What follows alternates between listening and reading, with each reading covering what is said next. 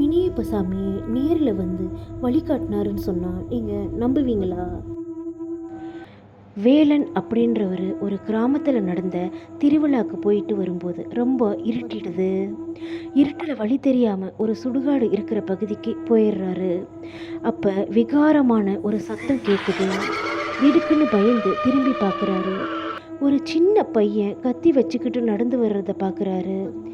இவன்கிட்ட பேச்சு கொடுக்கலாமா வேணாமான்னு யோசிக்கும் போதே அது பக்கத்தில் வர மாதிரி தெரியுது. அது கிட்ட வர வர அதனோட உயரம் அதிகரிச்சிருக்கு. இவர் தம்பி இது எந்த ஊருன்னு கேட்டிருக்காரு. தம்பியா, யாரை பார்த்து தம்பின்னு சொல்கிற, நீ எதுக்கு இங்கே வந்தன்னு கேட்டிருக்கு. அதுக்கு அவர் நான் வழி தெரியாமல் இங்கே வந்துட்டேன்னு சொல்லியிருக்காரு. இப்படியே ரெண்டு பேரும் பேசிக்கிட்டே அந்த சுடுகாடு இருந்த பகுதியை கடந்து வந்துட்டாங்க. உடனே இவர் நீங்கள் எங்கே போகிறீங்கன்னு கேட்டிருக்காரு. அதுக்கு அது ஒரு கெடா வெட்டுக்கு கூப்பிட்டு இருக்காங்க, அதுக்கு தான் போய்கிட்டு இருக்கேன்னு சொல்லியிருக்கு.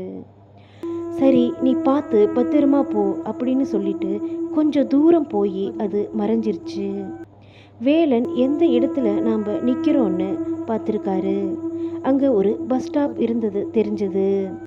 அப்போ தான் யோசிச்சிருக்காரு, வந்தது காவல் தெய்வமான மினியப்ப சாமிதான்னும் அது தனக்கு வழிகாட்ட தான் வந்திருக்குன்னும் நினச்சி மெய் சிலிர்த்து போனார். இந்த மாதிரி உண்மை சம்பவத்தை தெரிஞ்சுக்கணுன்னா சேனலை சப்ஸ்கிரைப் பண்ணி வச்சுக்கோங்க.